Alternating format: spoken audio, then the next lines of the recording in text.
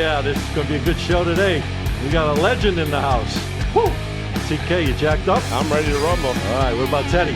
I'm fired up. We got the man of Florida, Mr. Defoe, in the house with us. Great to be on with you guys. Unbelievable. What a crew you have here, Scotty. Let's do it. What?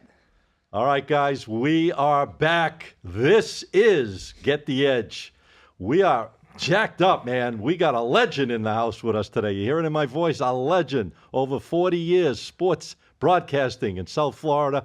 We're going to bring him on in just a minute. But I want to introduce my illustrious crew that's with me each and every week. This is the one and only, as I said, Get the Edge. Can you believe it? It's week 3 of the NFL already and week 4 of college football. I want to welcome on the CEO of the Sports Prophets, Teddy Brooks. Good to be here. Excited to have Jeff DeForest here. I used to listen to Jeff. My grandpa actually would take me to school every single day. Oh, boy. And Defoe. we would listen to you. We'd listen to Hank Goldberg. Sick degenerate that he was. Yes. Yeah. So those may are he the- rest in peace. Yes, may he rest in peace. Checked out on his birthday. I mean, is that a good omen, though? Wow. I mean, Did he really? Yeah, July 4th was his birthday. I was It going to was a give him a call. I celebration. remember I was going to give him a call that day because I was coming out to Las Vegas to celebrate my own birthday. And next thing you know, I get the news that he checked out. Wow. But great guy. It was way ahead of the time when nobody in broadcasting would ever talk about degenerate gambling. Yeah. I mean, think about it today. Now, they used to come down the hall when we were on the radio together with a sledgehammer ready to break the glass and say, if you guys don't stop talking about this crap, well, we're going to take you off the air and your contracts are in the shredder. I think that had an influence on me because I was 11, 12, 13 years old getting taken to school. And look at you now. And I was listening to this and look So at me happy, now. yeah, they're sending you down a sordid path. Guys, we're forgetting about one of our main men on this show here, the one and only Tommy King, TK. What's up, TK? Hey, man, great to be back this week. Like you said, it's already week 3, week 4 of college football. I'm ready to go. I'm back this week, so I told last week I won't be back if I lost, but I'm back here this week. Where after a nice was he? weekend. Costa Rica, Scotty? Yeah, I he- mean, I was he in, looks refreshed. I was all over. This guy was in Baja Mar, Atlantis, Puerto Oh, Rico. nice. He was moving and grooving. It was a great vacation. All right, good, man. Well, listen, Defoe, talk to me. I mean, we've known each other a long time. Long time. I was trying to figure that out, just how long we'd known each other. Somebody asked me to vouch for you yesterday, and I thought, do I vouch for this guy? Yeah, I've known him like 30 years. He's always been a good guy. And, it's good to be here. I was thinking you've probably been on, like 100 of my shows? Probably, So, yeah. so over it's the a years. pleasure to be here with your crew here on the edge and trying to figure out what we're going to do to make some money this week, Scotty. Well, we got a lot of things going on. This is what we do, guys. Obviously, we look to get that winning edge, and that's why we got the team right here, my experts. Over 85 years sitting right here on the panel. That doesn't even include Defoe. If we're going to go with Defoe, we're talking. We're going over 100. We're going over the century mark. Century mark now at the table. But we got a lot of good things to talk about. I really want to kick it in because, hey, Thursday night, man, we got a nice little matchup in the AFC East. The New England Patriots take the show on the road against the New York Jets. And this is a game I have a very strong opinion on, but I wanted to kick it off with Teddy and see what your thoughts are on that matchup.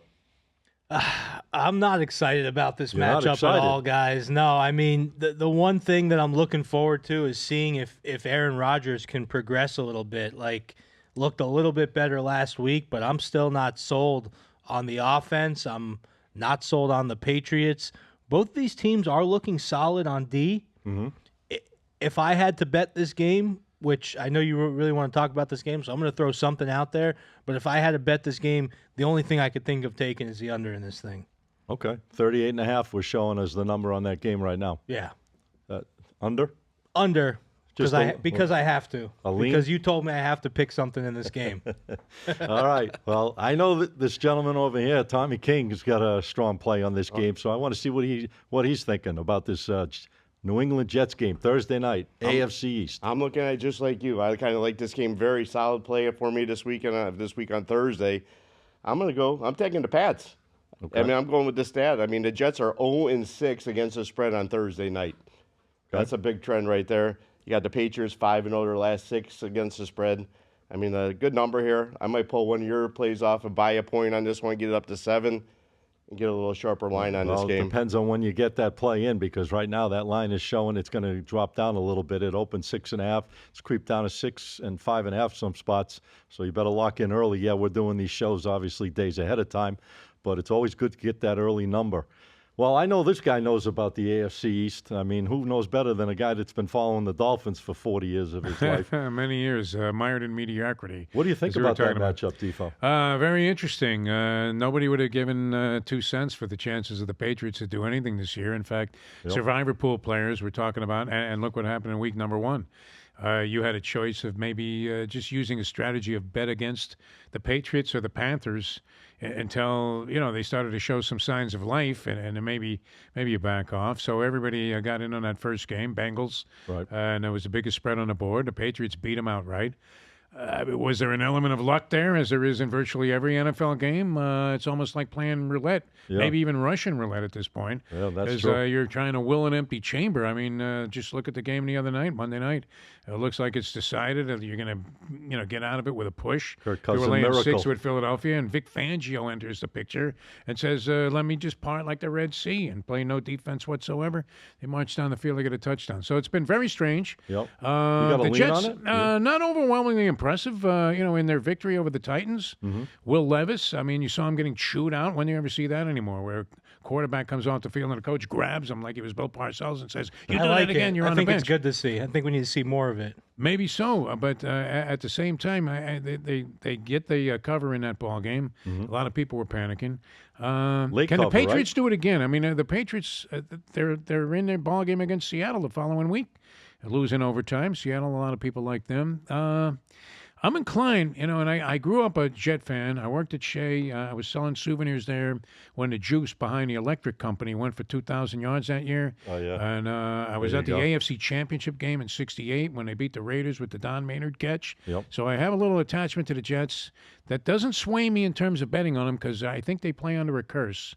But I might be inclined, now that the line's going down, seeing a wise guy money go in, to say, yeah, the Jets maybe win this one by 2 touchdowns. Really? Yeah. Wow. And I know you're going to tell me that I'm crazy. I think Wow. you're crazy. Because you are, I mean, if it wasn't for Tom Brady, you would be the best looking guy on TV. There you go. I have love it. I have a quick stat. So when you have a road dog and that number crosses from 6.5 down through 5.5, so either to 5.5 or down to 5, and the total is also coming down, over 30 situations over the last 2 years that's happened, Okay. that road dog has covered 87% of the time. Wow. And the That Patriots doesn't are 5-0 bode well as for a my dog. chances.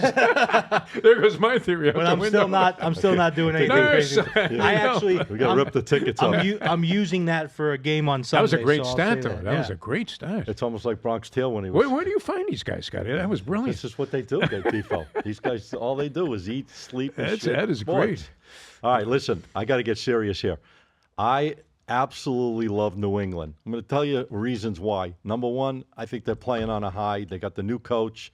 They're trying to, position themselves.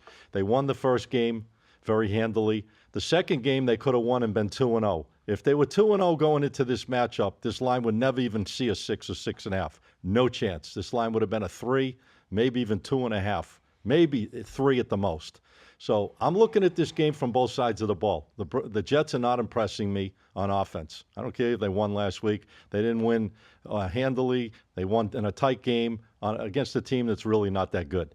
New England is playing well. They're both sides of the ball. They're playing, they're not making mistakes really on the offense, and their defense is showing up. I love the line on this game. I would buy it up to 7. I wouldn't even think twice right now. If you can lock it in at 6, buy the point, make it 7. Enjoy this one. Patriots get the job done. Best bet. Still a lot of 6.5s out there, too, Yeah. so you don't even have to buy a whole point. I feel like Fireman Ed is going to be running naked across the field Yeah. at some point. Well, in games like this, I gotta That's be a tough call, though. I'm with Ted. I don't know that I really have a strong opinion about that game. I probably would stay out of that if I had the opportunity. I would pass on that game. It's a tough call. Yeah, with well, the points. Listen, AFC East. You I mean, love the Patriots, though. Yes. Oh, nice. Yes, I do. Yeah. Not as much as I used to. Disclaimer, he's from Boston, so That's okay. My work goes into my work. It There you doesn't go go. where I'm from. there you go. Well, I that's don't- going to apply I to don't my pl- picks, too. I don't so- play with the heart. I play with my head. And that's why I do this for a living. But listen, we got a big day of action going on. Defo, this time of year, you got to be juiced up Couldn't too, be right? any better. I mean, we haven't even College gotten football. into baseball. You got college football, meaningful games. A wild game last night, even here in town, where everybody's thinking the Dodgers are a cinch over the Marlins, Right. who have thrown in the towel. Well, we had inside information. Probably the best piece of inside information I ever had was the Marlins under this year, from a guy that in your lifetime you would never imagine would have a negative thing to say about the Marlins organization. He calls me before the season. He says 79 is a number they will never come close to. Really? And sure enough, he was right. So, Wow. so that was good. But I mean, even last night, you had a lot of good stuff bouncing around with no football. And then you have some interesting games. I don't know about the Thursday night game so much, but Friday you got Nebraska in action, kind of an interesting team this year. Yep. And then I have a friend that you're now also in association with who absolutely loves Florida State laying 2 at home to California. California comes in 3-0. They just covered a point spread of 18 and a hook against San Diego State. But he thinks that this is like the Washington Generals going in there to beat the Globetrotters. They may as well have red clots on the sidelines. Wow. That Florida State will dominate in spite of the fact that they're off to an 0-3 start. All right. So it's great, though. This is what I love about gambling. He asked me, he says, yeah, you're tied in a little bit with the Florida State program, which I'm not. But, he says, can you get a sense of, has the team thrown in the towel or anything? Are they quitting on Norvell? And What a difference, The huh? answer Yeah. is, it depends who you talk to, right? Yeah. I don't know. I mean, what do you think about this ball game? Would you lay 2 at home? I don't like Florida State, to be honest with you, the way they're playing right This now. guy loves them, can't, Scott. Can't trust them. Can't trust them. You might have to make a call on the West Coast. West Coast. Well, I know this gentleman over here, TK, has got a big-time play going on Saturday he wants the audience to know about, so I'm going to turn it over to him. What's your big play on Saturday, college football? College football Saturday, my best bet is a big SEC matchup, Tennessee against Oklahoma. I'm telling you right now, I'm all over this one. I already bet it early. Let's see what the current line is now. It's up to 7. I already had it at 6 early. Yeah. But I'm going all over Tennessee on this one. They're 3-0 as a favorite this year. They've absolutely destroyed teams. They won 71-0 last week, 51-10 the week before. Yeah. They're 4-0 against the spread their last 4 games.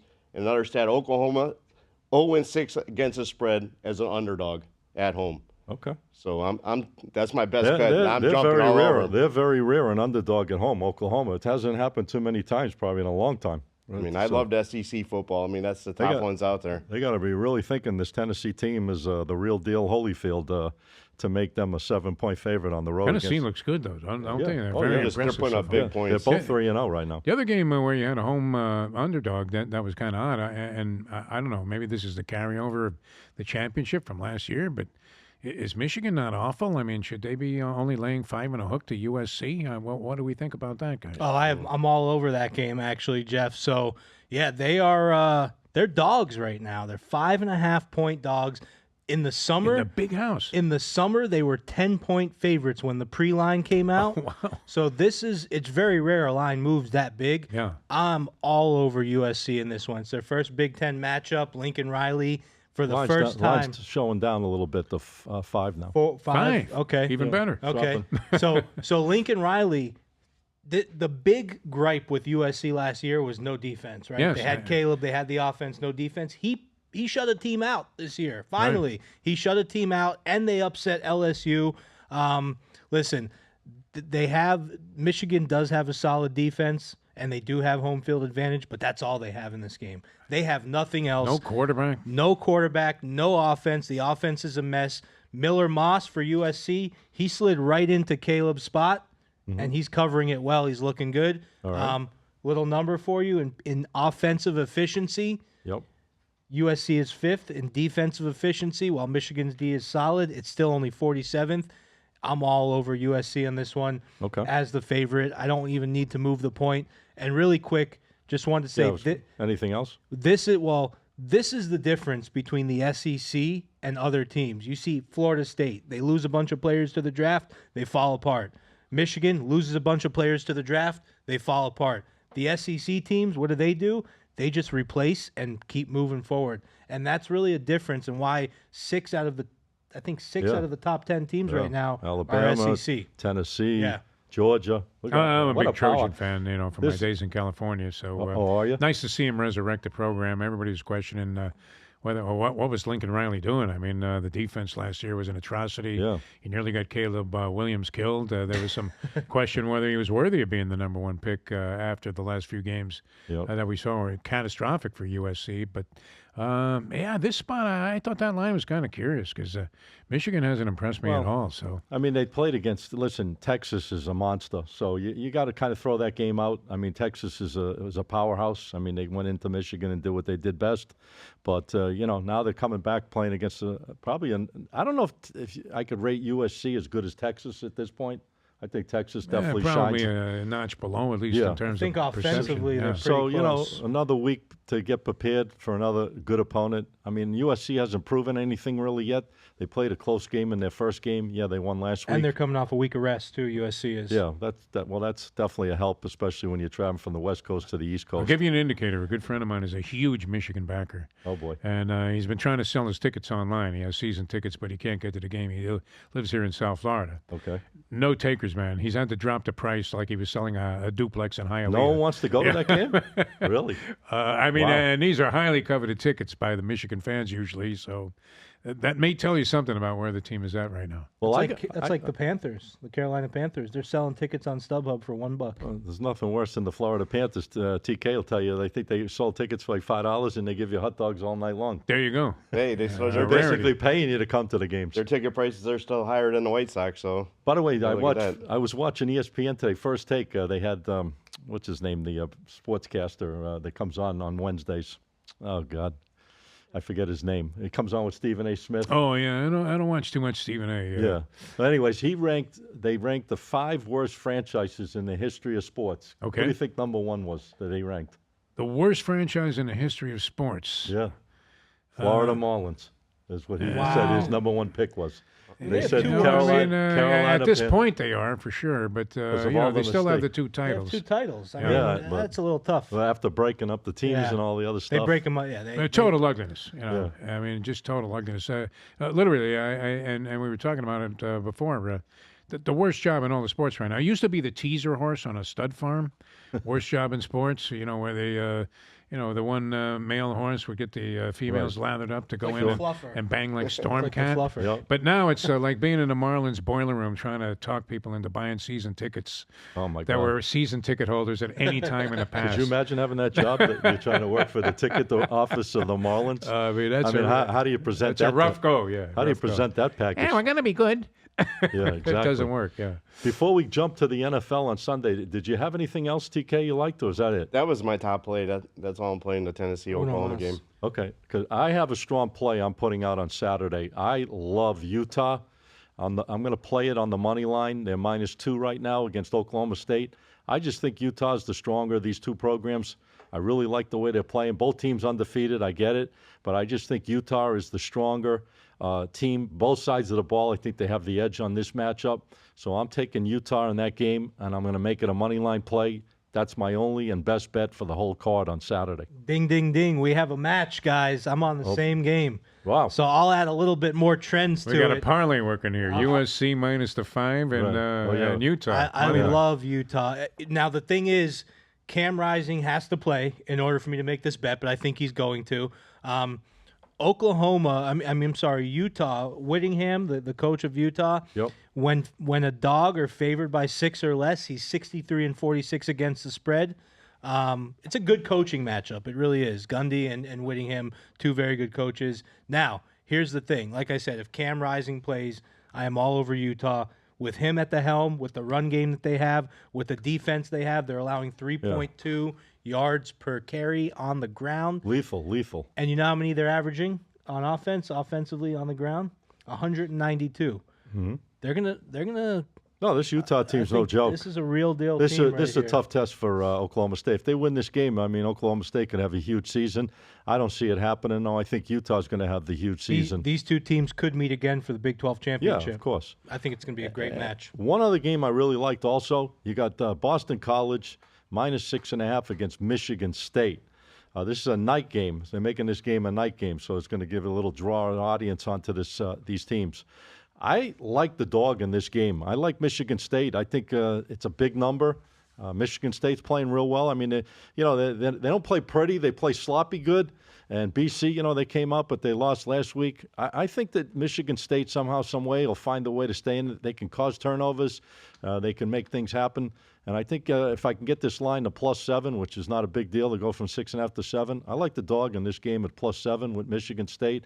I just think right now they're playing it good enough to keep themselves in the game against BC.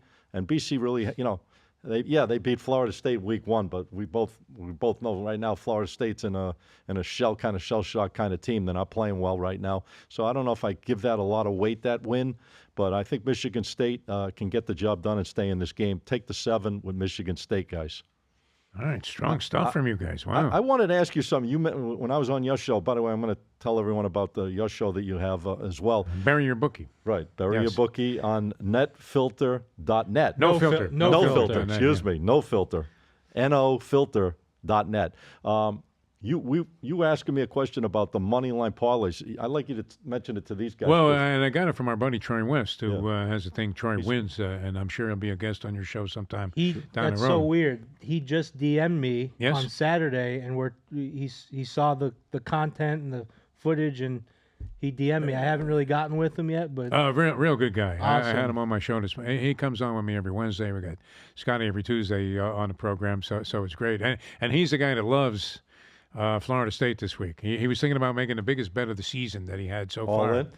All in. I mean, it's Johnny Chan time, man. He's shoving all in. There's Seidel. He doesn't realize the guy flopped it straight, and he's been cold playing him the whole time. Yep. Sucked him right in there for the championship.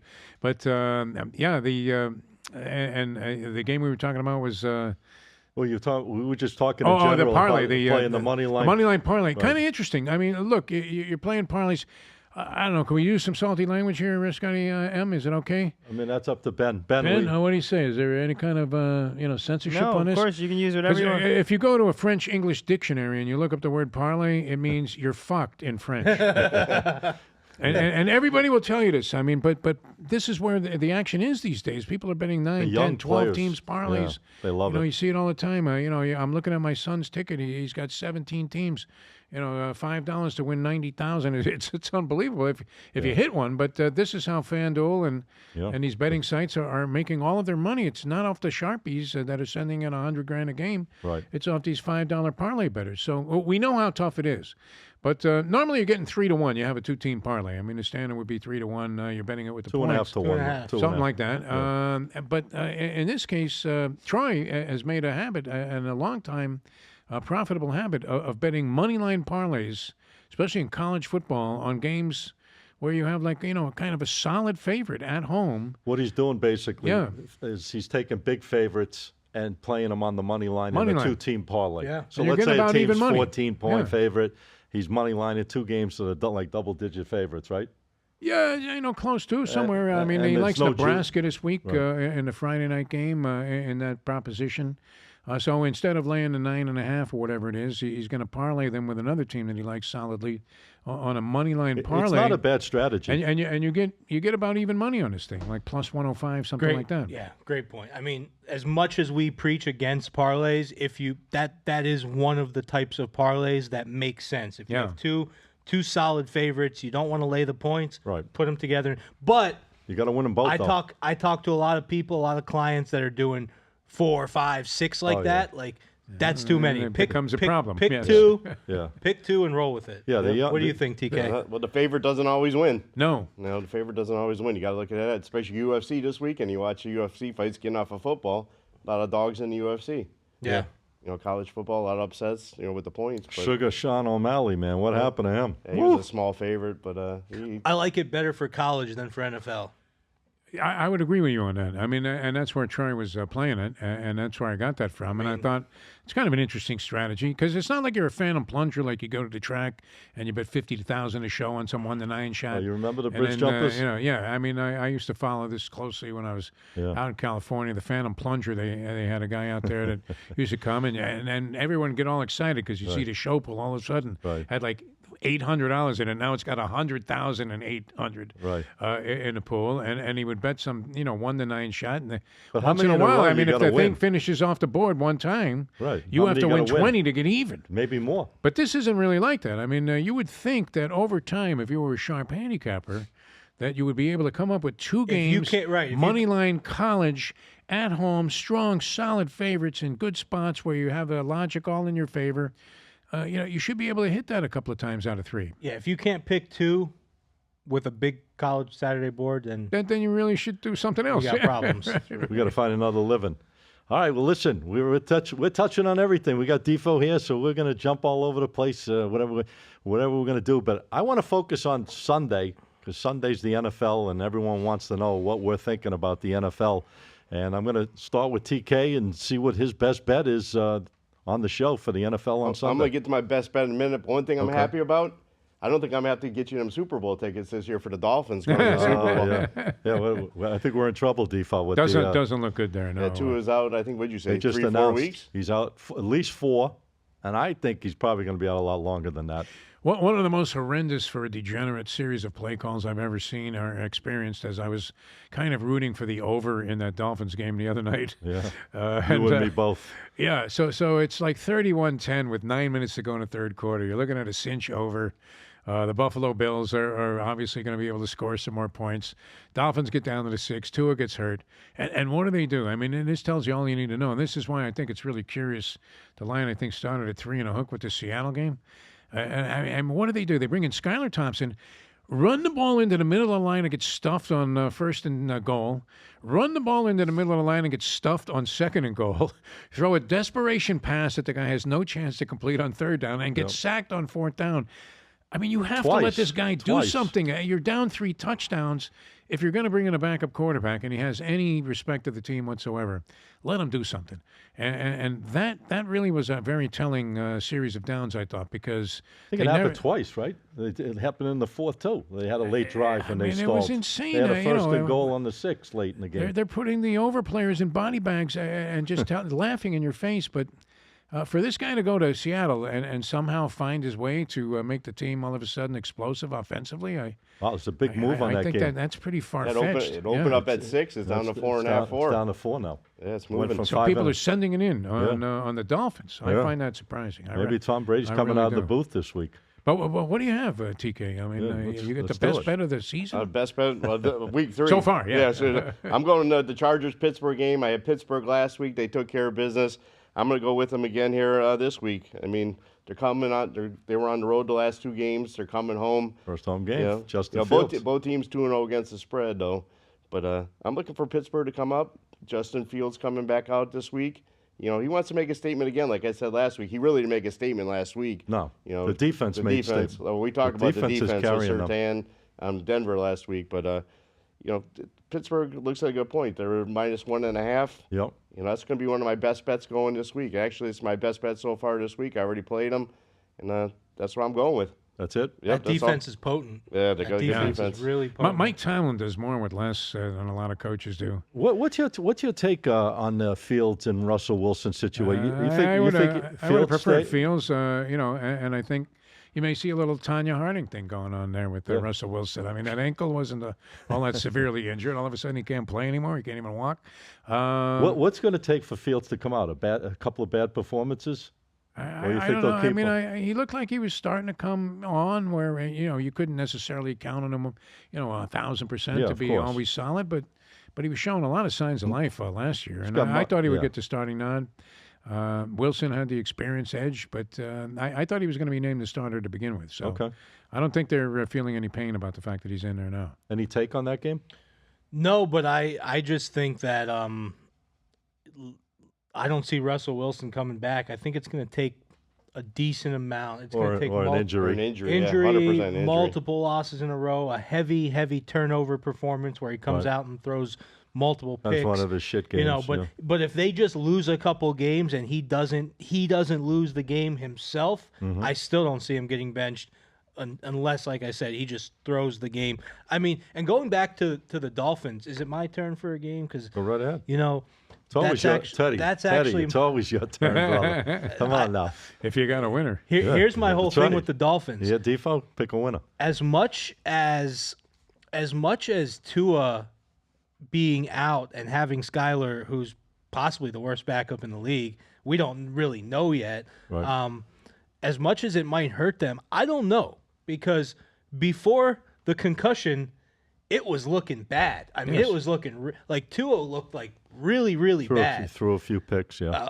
A few picks, a pick six. Right. I mean, they had 17 points off of his turnovers before he got hurt. So, Right. I mean, I was texting, and I felt, because he got hurt the next play, but I was texting a couple of my buddies, Tua sucks, and then right after that he got the He's concussion. turning on poor Tua already. I Now, love this guy, yeah. And I hate to kick someone when they're down, but he didn't look good. Let's be No, honest. he didn't. Hasn't looked good yet. That pick six was an atrocity. It was Yeah. bad. Yes. It was really bad. It looked like he already had the concussion when he threw that Now, one. that being said, this is when teams step up. This team still has a lot of talent on it. Okay. They still have possibly the best receiving core in the league. They have a very good running back. Their backup running back, technically, Achan's technically their backup because Mostert's hurt, and he's very good.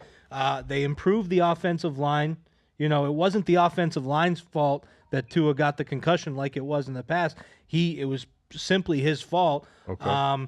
So I think that, I'm not saying that they're going to step up for the rest of the year. Okay. But I think that it's kind of like the Green Bay game. When Love got hurt the next game, Green Bay came out and stepped up. I think the players step up, almost like a camaraderie type of thing for Tua. And the Seahawks, they barely covered in both games against teams that they should have easily covered against. They have the 31st ranked offensive line He's done his homework. in the league. I love this guy. And I don't think that the Seahawks have He's on his seen. next show. I do, yeah. I don't think the Seahawks have seen the kind of weapons that the Dolphins have. And I think Okay. once they see those kind of weapons, I think that they could This be sounds like a exposed a big little pick. bit. Is this a big one? This is my pick of the day for Sunday. Oh, Dolphins. And after all that I just said, I'm going to go back to the stat that Defo loved about the Patriots game, where if that line comes from 6 down through the 5.5, Okay. and if the total is coming down, Right. the road dog covers the spread 87% of the time. All right, so I should be cashing my ticket on that game, There right? you go. It's an interesting And, theory. I'm going up. I'm going to buy it to 7. I'm not Yeah. going to be the fool sitting on the 6.5. I'm gonna go 7 with you on that one too. I'm thinking, maybe, they You see signed what you Don learned being Strock. here? I mean, to come back, he's got a cigarette dangling Right. from his lips and firing balls down the field at Tony Nathan, who's wide open behind a linebacker. I don't know. I was so unimpressed with Skyler Thompson in the preseason. I mean, that became the word around the league, didn't it? That these are the two most atrocious backups when he was battling with Mike White. I thought when they signed Huntley, believe it or not, that he was a much better fit. I don't know what he's done lately. I mean, to be on the Ravens practice squad is not necessarily any great distinction. No. And probably not ready to just step in there right away and play. What's your thoughts on speaking of the Ravens, 0-2 start? You know what? I can't believe that they're favored on the road in this game over the Cowboys, right? 1 point. 1 point, and Was that two, was one. was two. Yeah, it was like one on a hook when I saw it the other day. Yeah. I mean, they look bad. They lost to the Raiders, who were chumps in week number 1. The Raiders they coughed up rushing yardage like there was no tomorrow there. They were hemorrhaging rushing yards. And most people thought, look, it buried everybody in survivor pools that game because you were thinking, what is the path of least resistance in week number 2 after the remarkable upset in week number 1, Patriots over the Bengals? What was the Ravens take the safe way out? And what happens when you play it safe, guys? You don't play it safe. That's Comes it. I back mean, to throw haunt the you. flowers in the punch, the party's over, and you're usually going to end up a loser. What would anybody on the panel think? Ravens 0-2, Bengals 0-2 to start the year off, and it's a little strange, isn't it? Yeah, I would have never thought that, especially the Bengals. And the Steelers 2-0, going to be 3-0. Yeah, the Bengals knocked me You out would of have told me suicide. that. Vikings 2-0, yeah, too, with Sam Darnold throwing the rock. Yeah. TK, out of those two teams, who do you think comes back to? Because obviously they're in the same division. I'd have to go with the Ravens. I think the Ravens, they should have won the first week. The Ravens should have won that game in the first week. The toe on Yeah, the the toe. toe. The So toe. you like them to make a comeback better? If he had different shoes on, that might have been a different game. If he had a size 10 shoe instead of 12, we would have won. Can right? the Steelers win that division? Steelers are playing good. I've been following them. I've been trending them. I mean, think about this. No. Who would think it's only week 3, but who would think that the Steelers would be on the No, top I'd have of to that see. division? I'd have to see the Steelers playing against those teams head Right. to head to make that determination. If the Steelers can beat those teams, sure as hell they can win that division easily, right? Steelers find a way to be in every game. Yeah. I mean, literally, Tomlin's you tough, could man. look at winning ugly, and the Steelers have been doing that Never had a for the losing last season. several years. Yes, Ever, with Mike Tomlin. I mean, that used to be a stat they used to boast about Don Shula that he's never had a losing season, and then he went 6-10 that year, and all of a sudden the game had passed him by. But Tomlin impresses me. I mean, it's not the most exciting stuff to watch. That's for sure, Steeler football, but. They're like old effective. Steeler football. They find ways. It's a cliche. They find ways to win games, which is remarkable. Well, here's my. I'm going with TK on this one. I'm jumping on the Steelers. I like the Steelers in this game. I think they're going to 3-0. Who'd have think that I would think that the Steelers could be 3-0 at this point in time? But I like the Steelers at home. I think that it's the right situation. The Chargers are coming, back onto the East Coast, coming back and forth. That takes a toll on you a little bit. And I don't know if the Chargers are really for real, but I know that defense for the Steelers is real, and I think Justin Herbert will do Justin Herbert things, which could turn the ball over, and the Steelers could take advantage and win a sloppy game. So I would take the Steelers on the money line, like that play a lot. And one other game, I told you on your show, I think that the Giants are going to get their teeth kicked in by the Browns this week. I think Watson's going to come out firing. I think they're going to have a tremendous performance. I cannot see the Browns losing their first 2 home games. They got crushed by the Cowboys, came back last week in a decent performance to win. I think they come bouncing back at home with that crowd raucous, and the Giants will always find ways to make mistakes somehow, some way, and I think those mistakes will haunt the Giants, and I like Cleveland -6 to get the job done. I like that too. And everyone forgot about the Browns having such a great defense, but they kind of showed it last week, and now I think they can really put the foot on the Myles neck. Garrett should be chasing Daniel Jones from All here day. to the Meadowlands. You and have back. to worry, though. There have to be some concerns there that Deshaun Watson shows up. I mean, I don't know if Diddy's talking yet. Oh, God. But the 2 Is that words that are crazy? really tough when you group them together are he's talking. We know his penchant for baby oil and all of this other stuff that was involved in the P. Diddy thing. So Can you imagine? Yeah. The fall from greatness. Fall from grace. Yeah. yeah. Crazy stuff. No bond are 2 words. He tried, no tried to bond. put up $50 million. He paid off his mortgage so he could put up his house. Guys, really quick, we got 2 picks one pick that TK and Scotty agree on. That's going to be the Steelers. And then we have a pick that myself and Scotty agree on, which is going to be Utah. So those are 2 College picks that football. line up. Guys, whenever those picks line up like that, they usually have a higher percentage. So And we both like USC. and we both like USC, me and Defo. So Yeah. we got some good agreements here. So check those games out for sure. All right, just before we go, obviously we touched base on everything. I just want to touch a little baseball. Well, hold on. I got one more thing. Oh, Yeah, you we go- got Monday Night Football. Don't forget about that. Okay. I'll keep it really quick. I'm teasing the Jags and the Bengals. I'm teasing the Jags through the key number of 7 up to +12, and I'm bringing the Bengals down to -0.5 point. So that means all the Jags got to do is cover 12, and just the Bengals just have to win that game. All right. Very That's it. good. That's Monday night. Monday night tough games. I'm staying off the Monday night at staying this too. point in time. I didn't really feel comfortable on that matchup, so I'm going to take a hiatus to that. Yeah. You got anything? At my age, I don't know if I'm going to make Mondays. So I'm day to day, Scotty. You know that. You look great, my brother. Keep it up. Whatever you're doing, it's working. Yeah. Listen, we're down to the last few games of baseball, and we got a guy chasing after an unbelievable record. I don't think it's ever been done before. Shohei Ohtani, 48 home runs, 48 stolen bases, going after the first ever 50-50. Is this guy unbelievable or what? I mean, he's been great. Look, he's going to DH. He has the Tommy John.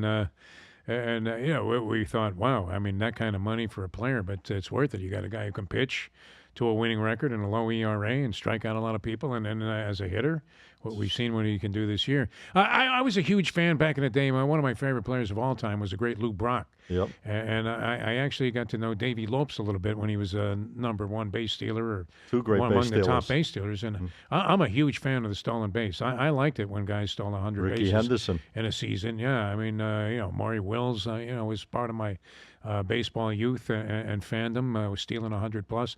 But nice to see that it's being emphasized again. I mean, there are a lot of runs being scored based on the fact that everybody's looking for the 3-run homer. But good to see that the stolen base is a factor. And I like the fact that Ohtani has kind of brought this to light. The 50-50 is a hell of an accomplishment. They used to make a big deal out of 20-20. Yeah, well, the guy from Kansas City did a 30-30, I think. 30-30. You know, Bonds was pretty big in this category. I mean, look, it's very rare that you would have a power hitter that also had that kind of speed and an instinct on the base pass, because most of these guys don't even run it out. I mean, they hit one, that looks like it's going out of the park, hits off the wall at Fenway, rolls back to the infield, and they're still on first base because they didn't bother to run. But nice to see that being an element of the game. Yeah. And some interesting stuff. I was talking when I came to the studio. I saw you in the streets. I was talking to a 90-year-old guy. We call him Ira the Met fan. He's the most diehard Met fan ever. And he's literally living and dying, which at 90, you're pretty much doing that every second. But with every Met game, including tonight's game. What do they have a half-game lead? Or are they tied? I think they're a game up on the Braves in the wild card chase. The Braves are plummeting right now. Yeah. That was actually my play of the night last night, the Reds. The Braves are just falling apart. I was never a At fan the of like seams. bastardizing playoffs, though, by adding more teams, but I think it's really worked in baseball. Yeah. And also even in basketball in the NBA, where you have the 9th and 10th play-in games, because it makes some of these meaningless late season, regular season games actually I agree. have some importance and make you more inclined to bet on them, I too. agree. Eight teams wasn't enough for baseball. So shoe in for MVP, Ohtani, National League, I'm sure, and I'm sure Judge, American League. You would have to think, right? Right? They got to be shoe-ins. Ohtani hit one last night, didn't he? Yeah. Hit a home run last He night? At the 48. 48. He So had a you're playing the stolen. Marlins, so he'll probably hit another one today. Marlins win, tonight. though, at plus Yeah, I 162. don't believe it. That should have been Big plus dog. 562. I mean, who would have thought they pitched a guy I didn't even know was in the major leagues? Let me ask you, in your legendary career of doing this so long, God bless you, what's your favorite sport of all the sports? I know you were big into boxing at one time. and stuff like Boxing that. was always a thing I had a natural affinity towards, going all the way back to the Gillette Fight of the Week. Okay. We used to watch that. It was followed by professional wrestling usually. You did that? You did wrestling? I never called. I did call a wrestling match here in Miami, which I realized, I was actually handed a script of what was going to happen. Really? And then some crazy guy, I thought he was actually, I don't know, he's a diminutive sort. I guess they would have called him back in the day a midget wrestler. I'm not sure if that's politically correct anymore. So this guy's hassling me before the broadcast. And you know how you get before a broadcast. You guys, thinking, what am I going to say? How do I Right. look? Is the camera okay? So I'm getting ready to do this thing. I wasn't really sure what I was going to do. And the guy's giving me all kinds of crap and instructions. And then he acted like he was the director of the match. And then I find out later, I said, well, the director told me to do this. He said, he's not the director. He's in the first match. He's a midget wrestler. So I realized that was not an easy sport to do. But boxing... When was that? Like back in the George the Animal Steel days and I stuff? remember, Bruno no, this was Sammartino? not at that level. But Was it? Yeah, This is like a secondary kind of thing? I believe maybe it was like on the tail end of the Macho Man Randy Savage's run, and he was wrestling like at carnivals Yeah. and things like that. Okay. But, Did you yeah. watch the Canelo fight this week? I didn't watch it. You know what, Canelo? It's interesting because people love him and hate him at the same time. And I don't know that he's the greatest Mexican fighter of all time. He's a What, good what fighter, do you though. think of Canelo? He was a good fighter. But He you fought have to give him credit. A huge favorite over Yes. the weekend, but he had a good fight. And he's managed his fights are- career extremely well. Yeah. I go way back with it. I mean, I loved it as a kid. I don't know what it is. I mean, maybe you have a natural affinity towards some sport, or maybe you had the degenerate gene, even though No, I nobody in love your boxing. family gambled or approved of it. Right. But I always loved boxing from the time I was a little kid. I always liked them too. Yeah. I used to go to the fights in Vegas all the time. I went to Mayweather and Mayweather Pacquiao. I've been to some of the big fights. I actually, Diego Corrales and Castillo. Oh, Castillo, I that at was a fight. fantastic fight. Yeah, Unbelievable. One of the best ever. Maybe the best round One of of the- boxing ever. Right. Joe Goosen in the corner. Yeah, you could see me. His on the guy's YouTube. staggering around like he's been hammered. The mouthpiece came out a few times. Yeah, got that Corrales, and he says, "You better bleep and do something about this right now." And I'm thinking, what's he supposed to do? I mean, it's amazing he's not seeing stars, and then comes back and knocks Castillo out. That was great. Unbelievable. Hey, tell us about the show you're on, because we appreciate you being on our show. I'm going to have obviously. to get Ted and TK on this show. What are you talking about? TK's the man. Yeah, I mean, who needs me? No, you guys are great. Fantastic. It was great being on this show. We have a show, nofilter.net. It's on various other platforms. Bury Your Bookie. Scotty's on it every Tuesday. We bring on a variety of different handicappers and try and give you the scope on what's going on. And every now and then I'm stuck making a pick. That's all right. Which, it's funny. I mean, you guys take a lot of pride in what you do. I can see that. And it's almost worse having your reputation on the line than it is money, isn't it? Yeah. Our reputation's on the line every week. Every week. Every day. Because Every people day. are going to just Every absolutely. game. I mean, the most disparaging remarks you could ever get is being a losing handicapper for 1 week. The abuse that we get on our social media platforms when we lose, it's laughable. Yeah. It really is. But Like clown is like you a gotta compliment. have thick Yeah. skin. Oh yeah. Even when you win, you get I'll be happy with criticized. clown. Yeah. Clown is like, oh, thanks. Yeah. Even when you win, you got lucky. Exactly. Yeah. Well, don't forget, Defoe. They're paying us money, so they've won a vent. Yeah. At the Well, end no, of it's the usually day. the guys on social media that aren't paying that say Well, them too. they're the loudest. They're the most critical, no Right. doubt about it. the yeah. loudest voices, the loudest critics are sitting in the cheapest seats, as they say. But I really schwitz more when I'm watching a game or seeing a game being decided that I gave a pick on than one that I actually have money on. Right, right. I really do. I mean, that you hate to be wrong Yeah. in those situations. We wear it every day, Defoe. Believe me. And we really appreciate you being on with us this week. And Oh, I a lot hope- of fun, man. I mean, you guys are great. Fantastic. This is one of the best gambling shows I've ever gotten wind of, and you guys do a terrific job. It's fantastic. well, Thank you. Coming from you, that's a big time compliment.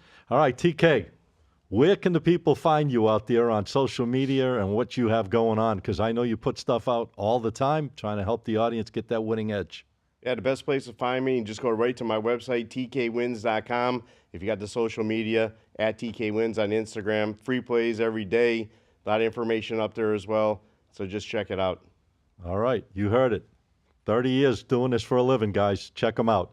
And here he is, my man, Teddy Brooks, the CEO of the Sports Profits. Teddy, where can the people find you? I'll give you that. I got two more future picks I just have to throw out there before I do it. Real quick, guys. NL Rookie of the Year, Paul Skeens, plus 190. Heisman Trophy winner. I'm already making a pick on it. Oh, boy. Because you got to get it early before the lines move. I'm going with Jackson Dart. I think Lane Kiffin really has him in order. Not Shakur Saunders? No Nope. Cam Warren? No. I'm Hey, going. the Hurricanes quarterback, you got to throw him in that mix. He's a going- favorite now, right? Oh, we Plus didn't even 450. talk Cam about Ward's the favorite, yes, sir.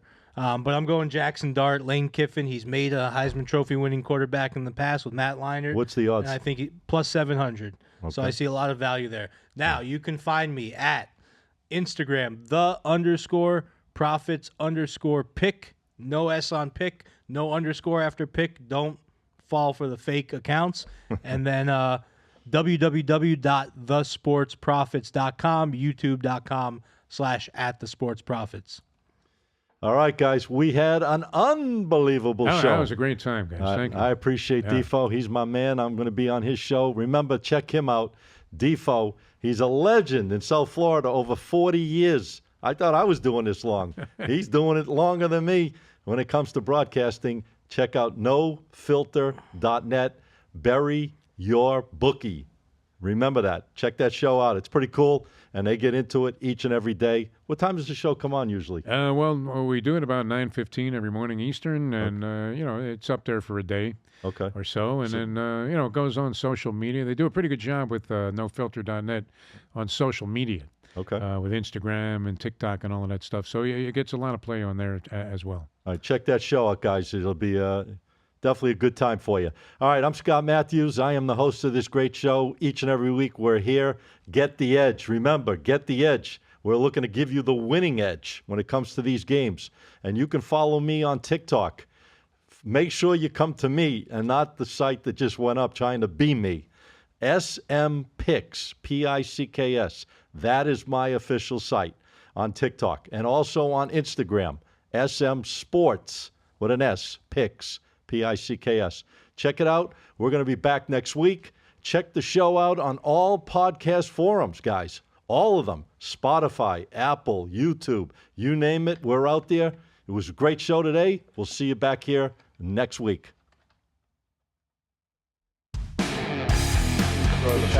Yeah, we need a knife to throw it back. I'm going to bring a butter knife. I'm going to bring a plastic red knife. Went through it, right? Thank you.